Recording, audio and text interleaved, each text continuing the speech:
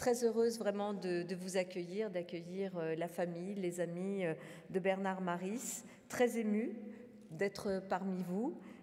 Bien sûr, parce qu'il y a un an, presque jour pour jour, le 7 janvier, notre ville était frappée par ces terribles attentats, par des fanatiques déterminés à nous détruire et à nous réduire au silence.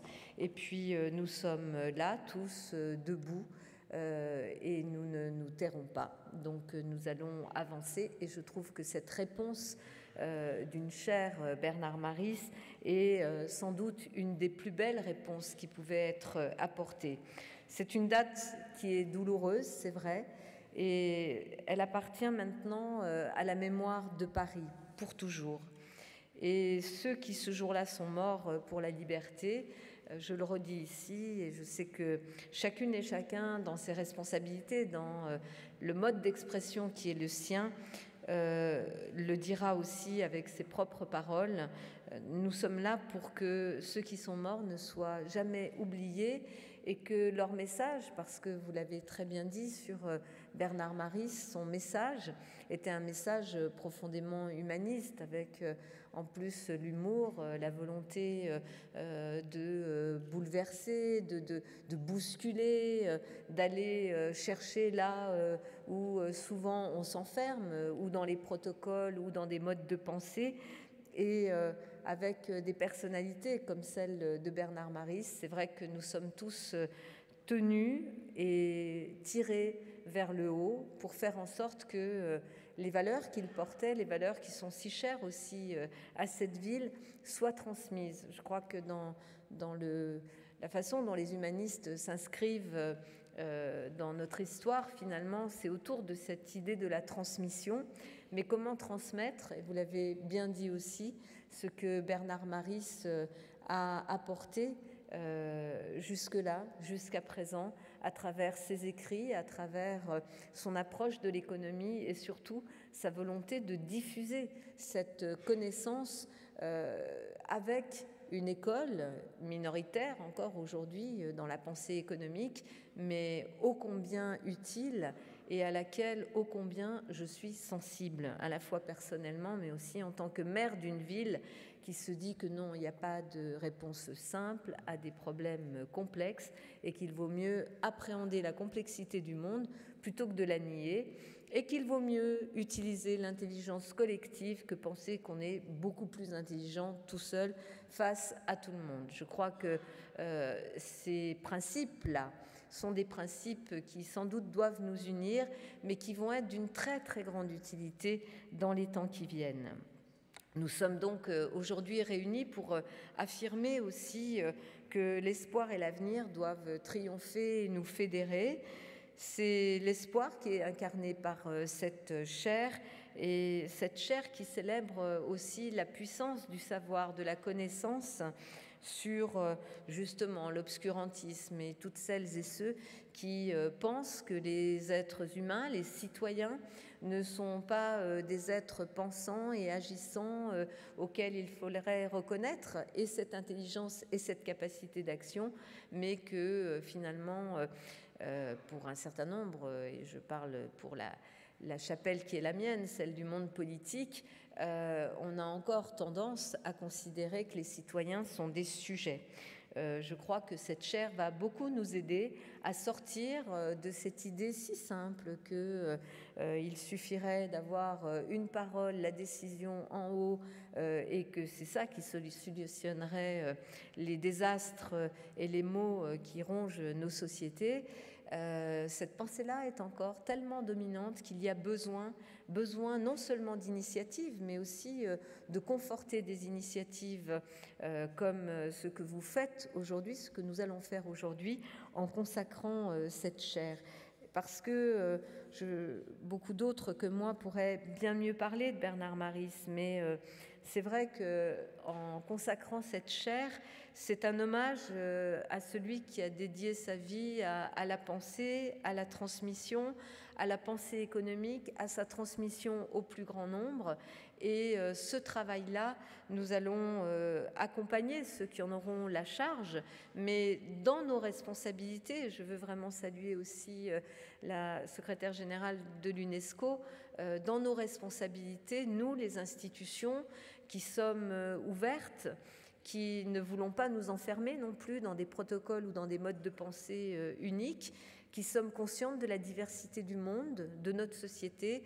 Je crois que nous pouvons aussi être utiles, pas simplement en étant là comme des fées au moment où naît cette chair, mais aussi comme des institutions qui, avec la solidité et l'histoire qui est la leur, vont aussi pouvoir aider à certains moments à conforter la démarche tellement importante et tellement essentielle qui est la démarche non seulement de diffusion de la pensée de Bernard Maris, mais d'installation de cette chaire. Parce que ça doit produire quelque chose. Ce qu'on fait là ensemble, ce n'est pas simplement de la commémoration et de se rappeler que Bernard Maris était un être impressionnant, incroyable, et qui était tellement humain que nous sommes là aujourd'hui pour dire qu'au-delà de la commémoration que nous devons, puisque nous devons, c'est un devoir de mémoire, en plus dans une ville, dans cette ville qui a connu ce massacre, nous devons faire ce devoir de mémoire, mais nous savons que ça va bien au-delà de ça. Ce que nous faisons là doit nous aider aussi à traiter des maux de cette société qu'on n'arrive pas à traiter lorsqu'on est chacun enfermé dans sa chapelle ou chacun dans un mode de pensée qui nie la force de la pensée de l'autre. Et ça, je crois qu'il va falloir beaucoup s'épauler les uns les autres, chacun dans sa responsabilité, le monde de la connaissance, le monde scientifique dans la sienne, et nous, les responsables politiques, publics et des institutions, dans notre responsabilité aussi, pour que cela puisse avoir un impact dans cette société. Vraiment, après ce qui s'est passé, non seulement en janvier dernier, la mort de Bernard Maris et de ses camarades autour de lui, après les attentats de novembre à Paris, plus que jamais, je pense que nous devons aller chercher chez les citoyens, avec les citoyens, les solutions à ce qui se passe dans nos sociétés. Il nous faut comprendre les fractures. Ça ne veut pas dire du tout excuser ceux qui ont commis des actes qui sont des actes d'assassinat et de terrorisme. Mais si nous, qui sommes dans des responsabilités, qu'elles soient dans le domaine de la science, de la connaissance, de l'éducation, d'association ou dans la responsabilité politique, nous refusons de nous intéresser aux causes profondes qui provoquent ce que nous vivons, eh bien, nous faisons fausse route. Or, il y a urgence à ne plus faire fausse route. Voilà, en tout cas, c'est ma conviction aujourd'hui, mon sentiment en tant que maire de Paris, sur ce que nous avons vécu ensemble. Et donc, oui, nous devons nous bouger.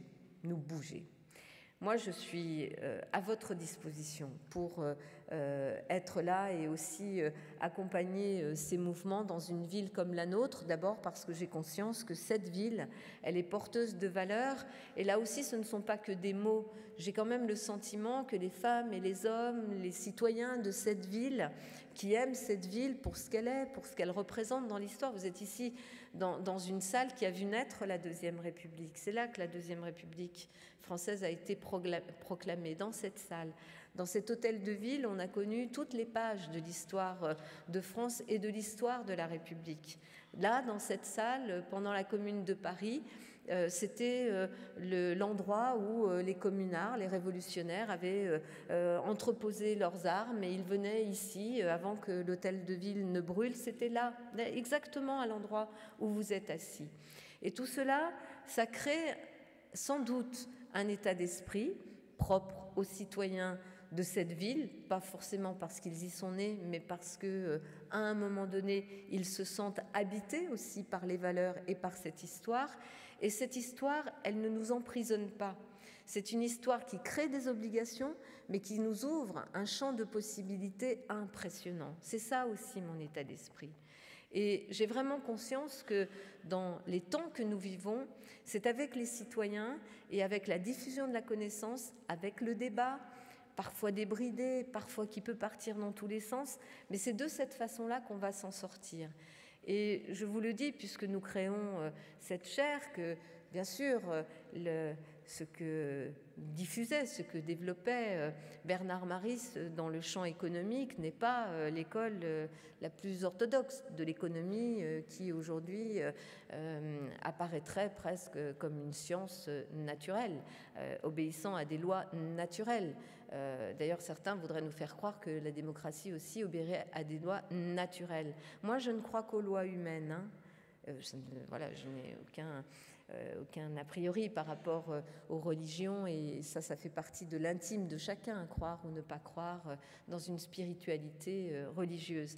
Mais ma conviction profonde, c'est que ce sont les femmes et les hommes qui doivent décider de leur destin. Et donc il faut tout faire pour que la décision propre à leur destin soit une décision éclairée et pas une décision dictée par des dogmes ou des principes dont on ne sait pas très bien d'où ils seraient issus, mais qu'on nous imposerait comme des vérités révélées. Voilà. Je pense qu'on a tous à chercher la vérité, qu'il n'y a pas ceux qui ont raison et ceux qui ont tort. Et en matière d'économie, je pense que Bernard Maris nous invitait aussi à une certaine humilité. Humilité qui part du principe que l'humain est fragile et que donc sa pensée peut être aussi fragile. Si elle se pense unique, elle devient très vite totalitaire, et la pensée totalitaire, c'est pas ce qui peut fonder des sociétés démocratiques. Donc je crois que dans cette chaire, nous pouvons en attendre beaucoup. Et je vais conclure en vous disant que cette semaine, j'ai présenté ici mes vœux aux Parisiens, au Conseil de Paris, et j'ai proposé un certain nombre d'actions, bien sûr, qui touchent l'éducation, qui touchent l'université, qui touchent tous ces domaines dans lesquels nous devons apprendre, transmettre aux jeunes, leur permettre de se sentir tellement impliqués dans cette société qu'ils en prendraient eux-mêmes les rênes. J'ai fait des propositions qui d'ailleurs nous étaient venues à l'esprit après les attentats de janvier. Je pense à cette idée d'inclure tous les citoyens parisiens et donner une formalisation à cette inclusion à travers une carte du résident citoyen, quelle que soit sa nationalité. Et à partir de 7 ans, parce qu'on ne sait jamais trop tôt pour commencer à comprendre comment ça peut marcher la vie en société dans un système démocratique. J'ai fait un certain nombre de propositions, et parmi ces propositions, il y en a une sur laquelle je souhaiterais vraiment que celles et ceux qui sont dans cette salle, et je reconnais beaucoup de visages d'universitaires, d'intellectuels, de penseurs, d'acteurs associatifs également, je voudrais que vous nous aidiez à créer cette grande nuit du débat. Le 2 avril prochain, j'ai proposé qu'à Paris, et avec tous les cafés, avec tous les lieux qui sont des lieux qu'on aime, qui sont nos lieux à nous, dans lesquels les différences sociales sont effacées, elles n'ont pas de place, c'est ce qu'on aime dans cette ville, ces lieux où tout d'un coup, tout le monde peut se retrouver, discuter, refaire le monde. Eh bien, il y a une proposition que j'ai formulée sur laquelle je souhaiterais vraiment avoir l'appui de celles et ceux volontaires qui voudront nous accompagner, cette nuit du débat. Organiser des débats partout dans Paris, pendant une nuit, parce que la magie de la nuit apporte aussi quelque chose de différent, y compris à l'état d'esprit de ceux qui viendront débattre. Et bien sûr, pour débattre, il ne s'agit pas simplement de venir et de dire « je pose un débat ». Il faut qu'on fasse les choses dans le respect, et dans le respect aussi des thèmes qu'on va aborder, que des universitaires, des chercheurs, des étudiants, des associations nous aident à organiser cette nuit du débat à Paris où on va refaire le monde, serait vraiment aussi, je crois, une très belle proposition. En tous les cas, c'est une piste sur laquelle j'aimerais tellement vous impliquer, vous dire que je crois vraiment à ce que nous faisons là aujourd'hui, et que celles et ceux qui ont pris cette initiative ont pris sans doute une des meilleures initiatives qui soit pour sortir le monde, non seulement des chaos dans lesquels il est plongé, mais ces chaos, nous le savons, ils sont dus à l'inculture. Le mal principal qui ronge aujourd'hui l'humanité, c'est l'inculture. Parler sans savoir, ne pas comprendre, ne pas connaître. c'est ne pas pouvoir agir, ne pas pouvoir prendre sa vie et son destin en main. Et donc, plus que jamais, nous avons besoin de connaissances, nous avons besoin d'idées, d'idéaux, mais aussi de femmes et d'hommes pour transmettre et faire confiance dans notre intelligence collective.